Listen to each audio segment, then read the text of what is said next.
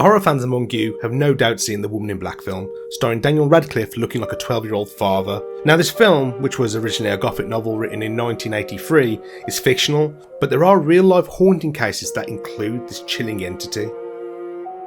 I'm Bleaky Blinder, and in this video I will tell you the tale of the Cheltenham ghost, the real-life account of the Woman in Black.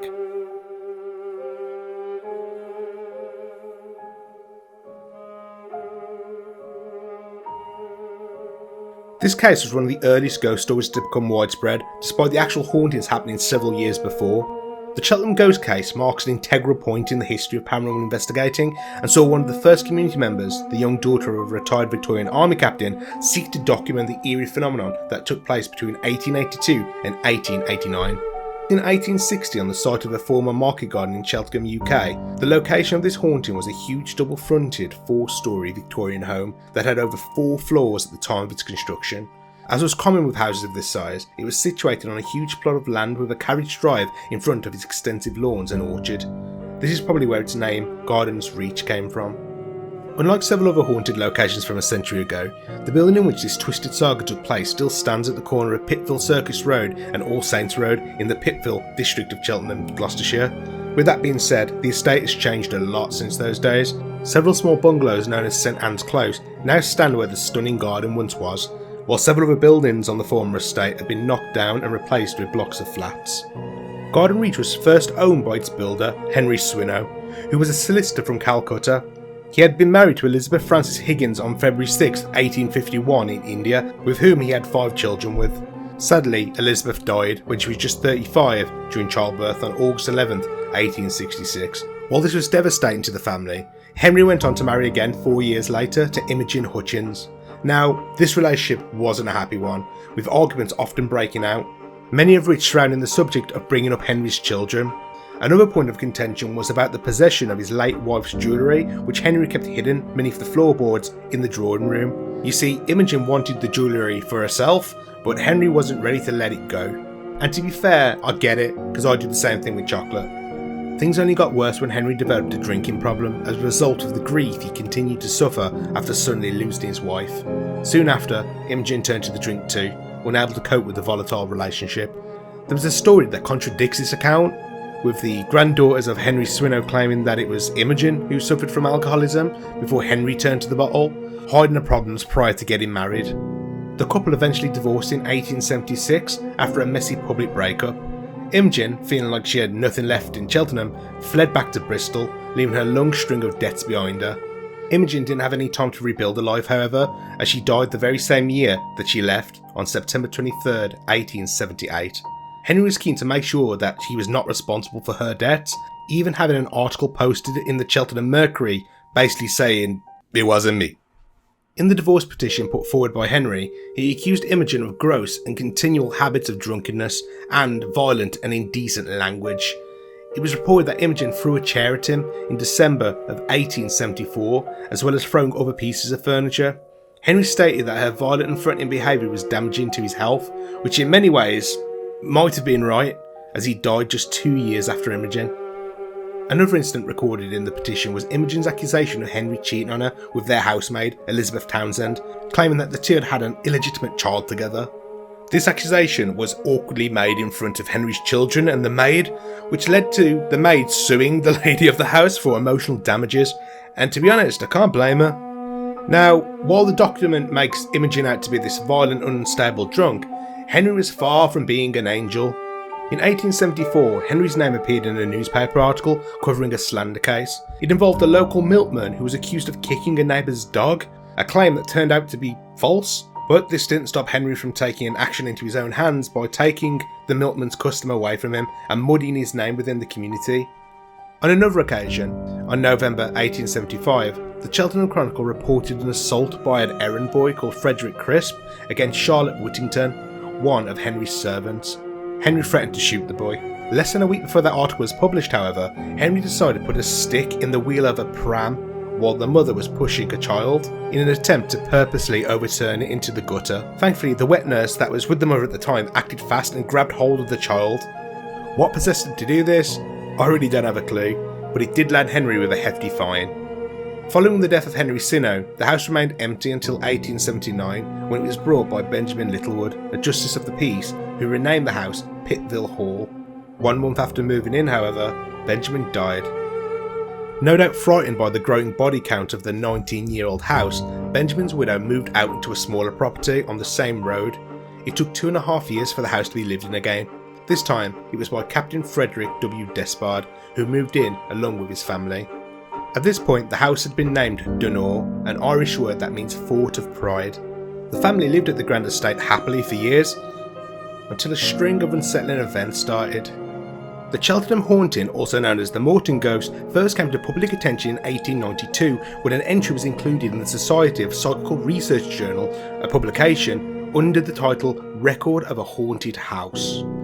The case was partly investigated by Frederick W.H. Myers, one of the founders of the SPR, when he was living in Cheltenham himself. As a local guy, he had heard whispers of a story and decided to investigate the case. The Despard family name was actually left out of the initial release of the case details. In fact, it wasn't until 1948, when most of the people who experienced the terrifying events firsthand were dead, that the witness statements were published, out of respect for them. Most of the accounts came from Rosina, who would write to her close friend Miss Catherine Campbell. These letters were later used to compile the basis of the SPR journal entry, but the names in the original letters were never included in the piece. Back then, sharing stories of ghost sightings were not as well received as today, and would have led to them getting reputations of being crazy. Hell, many people are scared to share their experiences out of fear of being ridiculed even to this day. So what were the details surrounding the real woman in black and the Cheltenham Haunting? Frederick Myers first became involved in 1884 when the haunting was in full swing and was actually at its peak of activity. The initial haunting phenomena lasted for 7 years, between 1882 and 1889, although there was a lot of evidence showing that the hauntings continued until relatively recent times. Frequently, members of the Despard family would see a tall woman dressed in black with a handkerchief held up over the lower part of her face. This figure would be seen walking through the gardens of the estate, as well as standing in particular rooms before vanishing into thin air. Due to the style of her clothing, many believe that she was wearing a widow's weeds, which is a traditional outfit for those mourning death. In April 1882, 2 months after the Despards moved into the house, Rosina saw the woman in black for the first time. One night, after going to her room, she was disturbed by the sound of someone at the bedroom door, as if they were waiting to be invited in. Thinking it was a mother who was in poor health at the time, she opened the door and saw no one there. She decided to take a few steps along the passage and was startled to see a tall lady dressed in a black, soft, woolen morning dress, standing at the head of the stairs. Rosina plucked up her courage and followed her for a short time, but as she did, her small candle burned itself out, which left the teenager in total darkness. She quickly rushed back to her room, closed the door, and waited for the sun to rise. Rosina wouldn't be the only one to see the ghostly figure, however, as Rosina's married sister Frida once saw who she believed was a nun who was visiting the family at the time walk across the hallway one evening. She soon realised that it wasn't the guest. What makes this account even more eerie is that a housemaid also saw the figure, who she took for an intruder. When the house was investigated, the woman in the long black dress was nowhere to be seen. Wilfred Despard, the youngest member of the family, was once playing with a friend on the terrace outside the drawing room. Their playing stopped as both boys saw a woman in the window of the drawing room, sobbing into a handkerchief. The boys were curious about the visitor, and when they asked who was crying, the parlour maid looked down at them with confusion, telling them that nobody outside the Despard family had come to the house that day. The Cheltenham Haunting reached its peak between July and August 1884, when appearances of the woman in black were at their most frequent. The teenage daughter of Frederick Despard, Rosina, claimed to have seen the ghostly figure standing in the drawing room window for almost half an hour when she was approaching the house. The sight froze her to the spot, leaving her too terrified to investigate further, and I mean, can you blame her? One night, Rosina's sister, Edith, had to go downstairs to get a drink in the middle of the night. With just the moonlight illuminating the grand staircase of the house, she was passed by a figure she didn't recognise, the woman in black. While this may be explained by the girl being sleepy, other family members and staff would frequently hear footsteps on the landing and the staircase at the dead of night. When investigated, no one was there. Rosina didn't want to believe that the woman was something unnatural, so she decided to experiment by stretching cords across the staircase. One night, she saw the figure walk past her door. Despite her fear, she got up and watched, hoping to trip someone who was playing a twisted prank within the family home. To her horror, the apparition just passed straight through the cords, leaving them unbroken. On the 5th of August 1884, Rosina spoke to her mother and father about the ghost for the first time, despite being surprised by what they were told. Considering that they hadn't experienced anything themselves, the captain could see his distraught daughter wasn't lying. The captain then reached out to the landlord of the estate, asking if anyone else had had experiences in the past, but the landlord had nothing to tell them. The next day, however, someone outside of the Despard household approached Frederick and told him that they had seen the woman in black on the grounds. At this time, the other daughter of Captain Despard, Frida Kinloch, was staying with the family at the house, mourning the death of her baby son. A neighbour, General Annesley, saw a woman uncontrollably sobbing in the orchard of the grounds, which was visible from the road. He assumed it was the poor woman who was overcome with emotion after losing a child, and decided to send his son over to see if he could help calm her. He told his son, and later Frederick Despard, that the woman was wearing her mourning clothes and was wearing a bonnet, weeping into a handkerchief held up to her face. When the son went to investigate, nobody could be found. Captain Despard said that the description didn't match that of Frida, who had not left her room for days.